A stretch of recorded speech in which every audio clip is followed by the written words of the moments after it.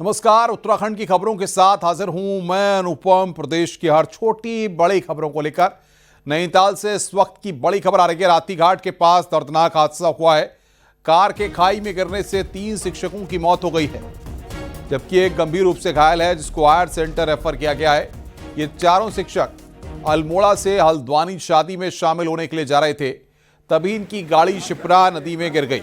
वहीं सूचना के बाद मौके पर पुलिस और स्थानीय लोगों ने रेस्क्यू अभियान चलाया और खाई से निकाला। हादसे में सुरेंद्र भंडारी, पुष्कर भैसोड़ा, संजय बिष्ट की मौत हो गई, जबकि मनोज कुमार को आयर सेंटर रेफर किया गया है। एक बार देख लो यार, देख ले एक बार,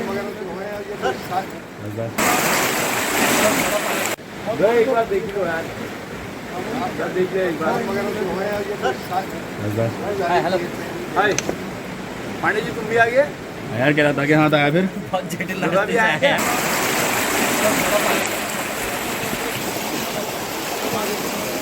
इस वक्त हम आपको दिखा रहे हैं राती घाट के पास खाई में कार गिरी है। एक्सक्लूसिव तस्वीर इस वक्त आप देख रहे हैं। सड़क हादसे में 3 लोगों की मौत हुई है।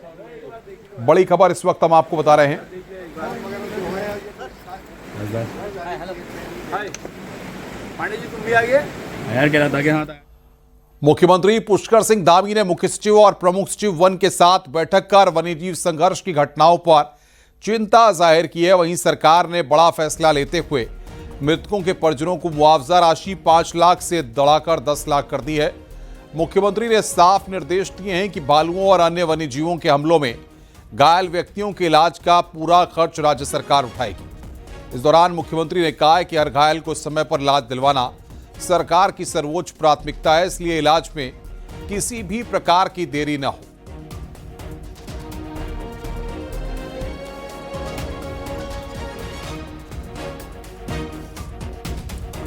मुख्यमंत्री पुष्कर सिंह धामी के आदेश पर प्रदेश में स्थायी निवास प्रमाण पत्रों की जांच जारी है और इसी जांच के दौरान कुमाऊं के सबसे बड़े शहर में एक ऐसी संस्था का खुलासा हुआ है जो कई साल पहले बंद हो चुकी है, लेकिन इसका लेटर पैड दूसरे राज्यों के लोगों को देवभूमि का स्थायी निवासी बता रहा है। आखिर क्या है ये पूरा मामला, देखिए हमारी रिपोर्ट।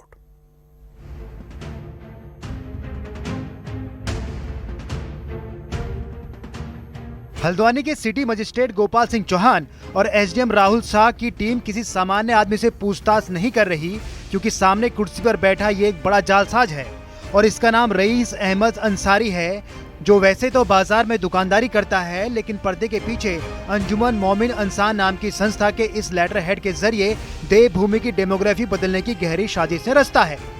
जबकि इसकी यह बनभूलपुरा इलाके से चलने वाली संस्था कई साल पहले बंद हो चुकी है। साथ ही इसके अध्यक्ष और महासचिव की वर्षों पहले मौत भी हो चुकी है। लेकिन रईस अहमद अंसारी इसी बंद संस्था के लेटर हेड पर बांग्लादेशियों, रोहिंग्यों और बाहरी राज्यों से आए संदिग्ध लोगों को उत्तराखंड का मूल निवासी होने का प्रमाण पत्र जारी कर देता था। हैरानी की बात यह है कि इसके लेटर हेड को सरकारी कर्मचारी भी सर्टिफिकेट बनाने का आधार बना लेते थे।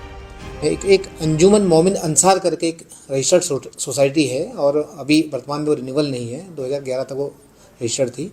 उसके बाद भी जो रईस अहमद अंसारी करके जो उसको चला रहे हैं, जबकि वो उसके ना तो अध्यक्ष हैं ना उसके आपके सचिव हैं, केवल वो सदस्य मात्र हैं और अध्यक्ष के पैड पे वो एक प्रमाण पत्र जारी कर रहे हैं। और उस प्रमाण पत्र का आपका चाहे वो स्थायी निवास प्रमाण पत्र हो चाहे जाति हो, उसमें बड़ी मात्रा में मिसयूज उसका हो रहा है। जाहिर है मामला बेहद गंभीर है, क्योंकि साजिश गहरी है। यही नहीं, नैनीताल जिले की दूसरी तहसीलों में भी जांच के दौरान रोजाना नए खुलासे हो रहे हैं। यही नहीं, सीएससी सेंटर भी गड़बड़ी के बड़े बड़े अड्डे साबित हो रहे हैं। इसलिए हर चीज की बारीकी से जांच जारी है। ऐसी संस्थाएं हैं जो कि मृत प्राय हैं, वो प्रमाण पत्र जारी कर दे रही हैं, जो कि एक साक्ष्य बन जा रहा है, उसके आधार पर प्रमाण पत्र जारी हो रहे हैं। आधार कार्डों में टेम्परिंग की घटनाएं प्रकाश में आई हैं। बहुत से ऐसे मामले प्रकाश में आए हैं कि प्रमाण पत्र जिन अभिलेखों के आधार पर बनाए गए हैं वो अभिलेख जारी हैं, डुप्लीकेट हैं, जबकि व्यवस्था यह है कि जो स्कैनिंग होगी ऑनलाइन प्रमाण पत्रों के लिए ओरिजिनल के साथ होगी। साफ है, जैसे जैसे जांच के कदम बढ़ रहे हैं, डेमोग्राफी बदलने की साजिश के भी नए तौर तरीके सामने आ रहे हैं। लेकिन जांच में जुटी एजेंसियों के लिए इस साजिश की तह तक पहुंचना कहीं से भी आसान नहीं, क्योंकि इसमें एक पूरा तंत्र शामिल है। हल्द्वानी से न्यूज 18 के लिए शैलेंद्र नेगी की रिपोर्ट।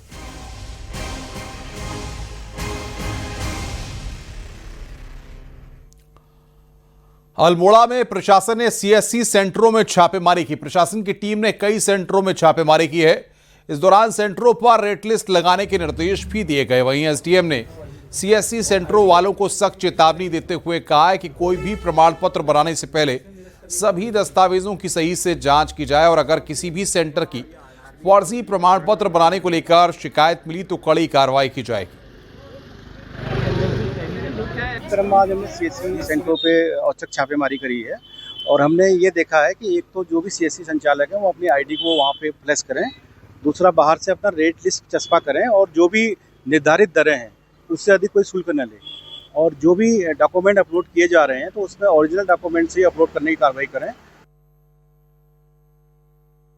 पछुआदून क्षेत्र में एक बार फिर बुलडोजर एक्शन देखने को मिला है, जहां सेलाकुई और विकासनगर में एमडीडीए ने अवैध निर्माण और प्लॉटिंग के खिलाफ बड़ी कार्रवाई की है। एमडीडीए ने 108 बीघा जमीन पर हुए अवैध निर्माण को बुलडोजर से ध्वस्त कर दिया। इसके साथ ही एमडीडीए की टीम ने सेलाकुई में 2 दुकानों को भी सील किया है। सीएम धामी के आदेश पर अवैध अतिक्रमण के खिलाफ लगातार कार्रवाई की जा रही है।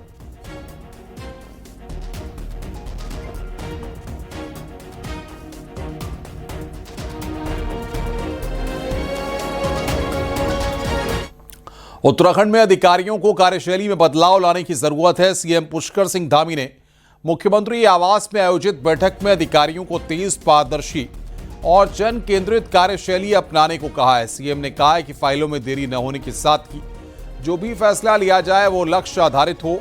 सीएम हाउस में शनिवार के ओसी की मीटिंग में सीएम धामी ने अधिकारियों को जनता के विश्वास को सर्वोच्च प्राथमिकता देने की बात कही। इस दौरान मुख्य सचिव आनंद वर्धन के साथ ही कई आईएएस अधिकारी उपस्थित रहे।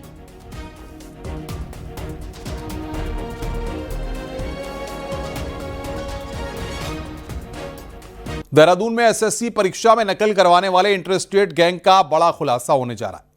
पुलिस की कार्रवाई में सामने आया है कि हाईटेक कॉपी का रैकेट जिसके तार कई राज्यों तक फैले हुए हैं। देखिए हमारी रिपोर्ट।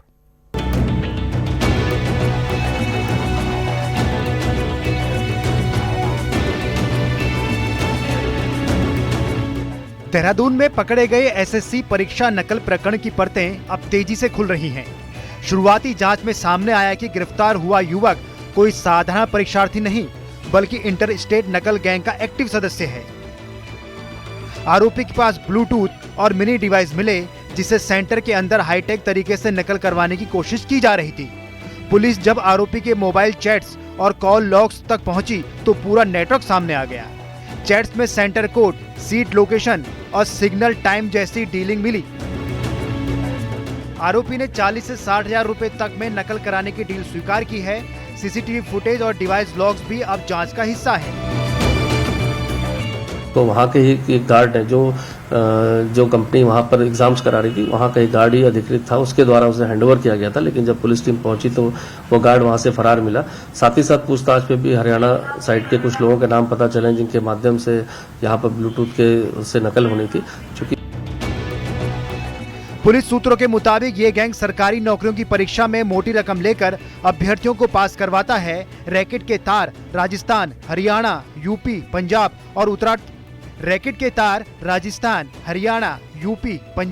और उत्तराखंड तक फैले हैं। आरोपी ने कई अहम नाम, नंबर और लोकेशन की जानकारी दी है, जिसके बाद टीमों को अन्य राज्यों में भेजा गया है। तो प्राय ऐसा देखा गया है कि जो परीक्षाएं होती है उसमें कहीं ना कहीं कोई गिरोह सक्रिय होता है और खासकर वो विभिन्न सेंटर्स में ऐसा करने का प्रयास करते हैं। तो लेकिन अभी तक एक ही इंडिविजुअल मैटर एसएससी की जो परीक्षा थी उसमें देहरादून में रिपोर्ट हुआ था जिसमें कार्रवाई हुई है। हाँ, लेकिन अगर इन्वेस्टिगेशन में लगता है कि आगे कहीं कोई कनेक्शन निकलता है, इसमें अन्य लोग भी काफी संख्या में शामिल हो सकते हैं या और भी जहाँ परीक्षाएं आयोजित हुई हैं वहाँ भी कहीं कोई सेंधमारी या ऐसा कोई प्रयास हुआ होगा तो डेफिनेटली इन्वेस्टिगेशन में वो चीजें आ जाएंगी। देहरादून पुलिस, एसओजी और साइबर टीम अब इस हाईटेक नकल गैंग के बाकी सदस्यों पर शिकंजा कस रही हैं। कई जगहों पर छापेमारी जारी है और इंटरस्टेट कनेक्शन तेजी से सामने आ रहे हैं। पुलिस का कहना है कि रैकेट का पूरा सफाया होगा और भर्ती परीक्षाओं की पारदर्शिता पर कोई समझौता नहीं किया जाएगा। देहरादून से न्यूज 18 के लिए सतेंद्र बर्तवाल की रिपोर्ट।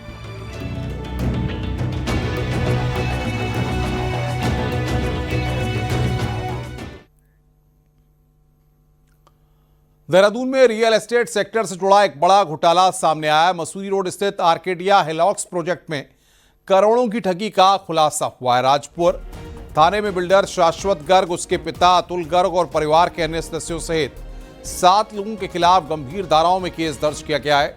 3 फाइनेंस कंपनियों के कर्मचारियों को भी नामजद किया गया है। पुलिस जांच में सामने आया है कि फर्जी पावर ऑफ अटॉर्नी, फर्जी बिल्डर बायर एग्रीमेंट और डबल ट्रिपल सेलिंग के जरिए करोड़ों रुपए वसूले गए। 98 फ्लैटों की रजिस्ट्री हुई, लेकिन बाकी खरीदारों से पैसा लेने के बावजूद रजिस्ट्री नहीं कराई गई। पुलिस ने आरोपियों की तलाश में कई टीमें गठित कर दी हैं। दावा है कि फरार आरोपी जल्द गिरफ्तार होंगे और फर्जीवाड़े की हर परत बेनकाब की जाएगी। 100+ फ्लैट्स बने, उसमें 198 की जो है रजिस्ट्री सेल नियमानुसार की गई, बट बाकी कुछ 22 फ्लैट्स करीब जो हैं जो डिस्प्यूटेड है, जिसपे विभिन्न लोगों द्वारा उनके द्वारा एग्रीमेंट किया गया था और उस पर विभिन्न बैंक से लोन भी लिया गया था, बट उनको पोजीशन नहीं मिला और अन्य लोगों से भी पैसे लेकर उनको भी एग्रीमेंट कर दिया गया। मुख्यमंत्री पुष्कर सिंह धामी ने उत्तराखंड राज्य का नवीन राजनीतिक इतिहास नाम की एक किताब का विमोचन किया। मुख्यमंत्री आवास पर इस कार्यक्रम में बड़ी संख्या में लोग शामिल हुए। कार्यक्रम में मुख्यमंत्री पुष्कर सिंह धामी ने फूलों का बुके नहीं बल्कि बुक देने का आह्वान किया। उन्होंने कहा कि इससे जहां पुस्तकों के प्रति रुचि बढ़ेगी, वहीं लेखकों को भी प्रेरणा मिलेगी। साथ ही कहा कि आर्टिफिशियल इंटेलिजेंस के इस दौर में तकनीक का उपयोग आवश्यक है, लेकिन इसके साथ ही अपनी गढ़वाली, कुमाऊनी, जौनसारी सहित सभी क्षेत्रीय भाषाओं और बोलियों को सुरक्षित रखना सभी का सामूहिक दायित्व है। वहीं कार्यक्रम में पूर्व मुख्यमंत्री राज्यपाल भगत सिंह कोश्यारी और पूर्व मुख्यमंत्री हरीश रावत भी मौजूद थे।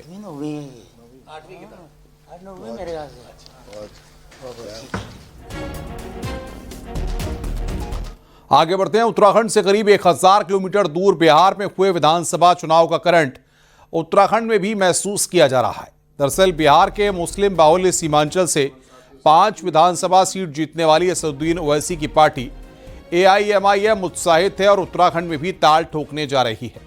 उत्तराखंड में 2027 की शुरुआत में विधानसभा चुनाव होने हैं। इससे पहले ओवैसी की पार्टी ने ऐसी सीटों पर फोकस शुरू कर दिया है जहां अल्पसंख्यक वोटर्स निर्णायक हैं।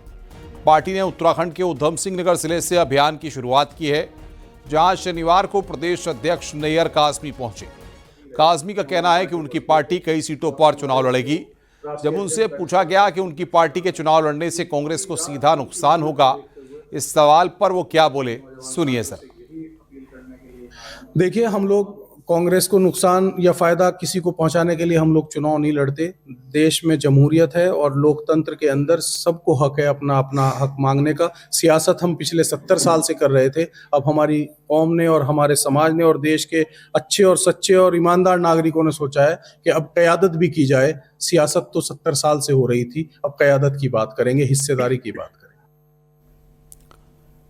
गढ़वाल सांसद अनिल बलूनी पौड़ी के लैंसडाउन के युद्ध स्मारक पहुंचे, जहां पौड़ी सांसद अनिल बलूनी ने गढ़वाल राइफल्स के मुख्यालय में युद्ध स्मारक में शहीदों को नमन किया और शहीदों को श्रद्धांजलि दी। साथ सांसद अनिल बलूनी ने कहा कि यहां आना उनके जीवन का महत्वपूर्ण पल है। सांसद बलूनी ने कहा कि गढ़वाल राइफल का गौरवपूर्ण इतिहास है और यह स्थान सभी लोगों के लिए तीर्थ की तरह है।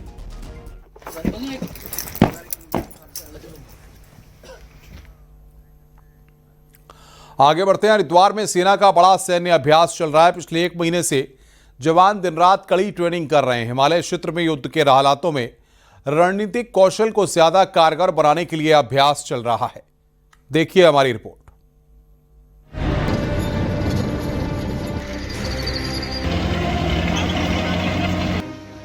हरिद्वार के दुर्गम माने जाने वाले एक जंगली इलाके में भारतीय सेना के शूरवीर शक्ति प्रदर्शन कर रहे हैं। युद्ध जैसे हालातों में किस तरह दुश्मन को पटखनी देनी है, कैसे उसके हौसले को तोड़ना है, उसके लिए भारतीय सेना का युद्धाभ्यास जोर शोर से चल रहा है। आसमान में उड़ रहे हेलीकॉप्टर की गड़गड़ाहट दूर तक सुनाई पड़ रही है। टैंक की गर्जना के साथ पूरा इलाका गूंज रहा है। विपरीत हालातों में नदी को पार करते हुए टैंक अपने मिशन की तरफ बढ़ता जा रहा है। हमारा जो फॉर्मेशन है रैम डिवीजन, उसका यहाँ पर पिछले 1 महीने से ट्रेनिंग चल रहा है। इतनी ज़्यादा टेक्नोलॉजी, इतने ज़्यादा इक्विपमेंट के बावजूद भी जो सबसे ज़रूरी चीज़ है वो है ट्रेनिंग, यानी कि हमारी इन सभी हथियारों को, इन सभी टेक्नोलॉजी इक्विपमेंट को इस्तेमाल करने में महारत हासिल करना। पिछले करीब 1 महीने से वेस्टर्न कमांड के जवान दिन रात अभ्यास कर पसीना बहा रहे हैं।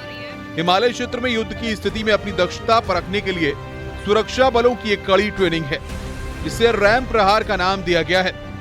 चीन हो या पाकिस्तान, दोनों मोर्चों पर ऊंचाई वाले इलाकों में संघर्ष के हालातों के बीच कैसी रणनीति असरदार रहेगी, वो इस युद्धाभ्यास के जरिए दिखाने की कोशिश की गई है। जो हमारी कैपेबिलिटी है उसको अपनी ट्रेनिंग के जरिए और बढ़ा सकें, और जो टास्क हमें मिला है, और ये टास्क बहुत महत्वपूर्ण है। आप सब लोग जानते हैं कि ऑप सिंदूर में हमने दुश्मन को बहुत क्षति पहुंचाई थी, बहुत नुकसान पहुंचाया था, पर हम ये भी जानते हैं कि दुश्मन शायद अपनी हरकतों से बाज ना आए और दोबारा कोई ऐसा काम करे कि हमें फिर ऑपरेशन करने की जरूरत पड़े। हरिद्वार में झिलमिल झील फॉरेस्ट रेंज इलाके में गंगा की नीलधारा के पास भारतीय सेना के जवान रणनीतिक कौशल दिखा रहे हैं। रैम प्रहार के दौरान ड्रोन आधारित निगरानी प्रणाली, नाइट विजन क्षमता को परखा जा रहा है। एआई के साथ अत्याधुनिक टेक्नोलॉजी के इस्तेमाल के जरिए रणनीति को और कारगर बनाने का प्रयास है। हरिद्वार से पुलकेश शुक्ला के साथ bureau report, news 18, UP, Uttarakhand. Pauri में पोखड़ा इलाके के घड़ियाल गांव में गुलदार के हमले में एक महिला की मौत हो गई, जिसके बाद से ही इलाके में गुलदार की दहशत बनी हुई है। वहीं वन विभाग की ओर से गांव में पिंजरे लगाए गए थे जिसमें गुलदार कैद हुआ है, लेकिन जो गुलदार पिंजरे में कैद हुआ है वो नरभक्षी गुलदार है या नहीं, इसकी जांच की जाएगी। वहीं मामले में स्थानीय लोगों की मांग है कि गुलदार को लेकर सरकार कोई ठोस कदम उठाए जिससे हमेशा के लिए राहत मिल सके।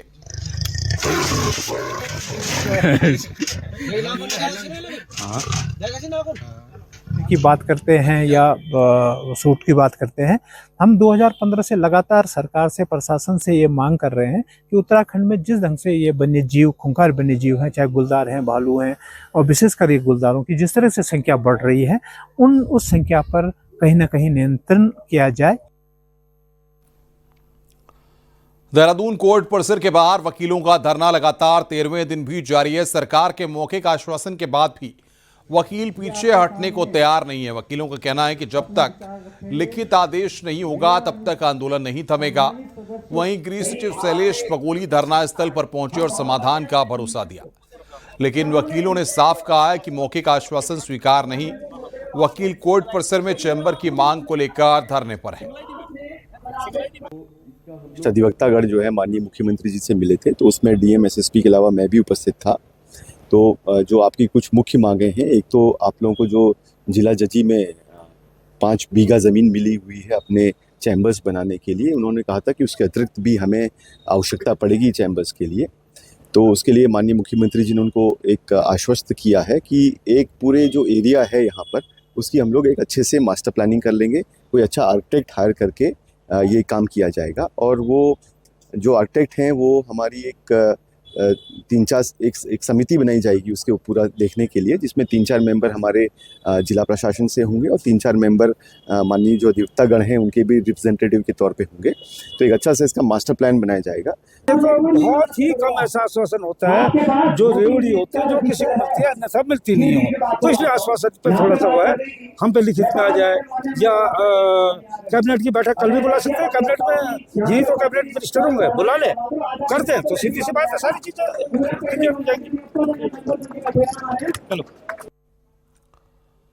देहरादून से खबर है, भारतीय जनता पार्टी के प्रदेश अध्यक्ष महेंद्र भट्ट से उपनल कर्मचारियों के डेलीगेशन ने मुलाकात की। इस दौरान महेंद्र भट्ट ने डेलीगेशन की सीएम धामी से जल्द मुलाकात का भरोसा दिया है। वहीं भट्ट ने कहा है कि कर्मचारियों की समस्या का समाधान किया जाएगा। आपको बता दें कि उपनल कर्मचारी परमानेंट नौकरी की मांग को लेकर धरने पर हैं।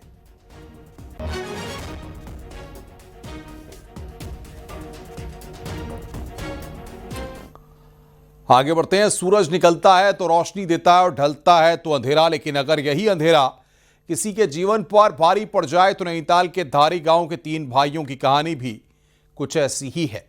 आइए इस रिपोर्ट के जरिए हम आपको दिखाते हैं।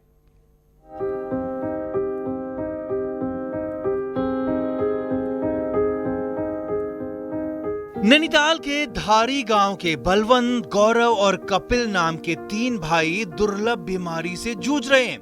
इनकी आंखों की रोशनी सूरज पर टिकी है।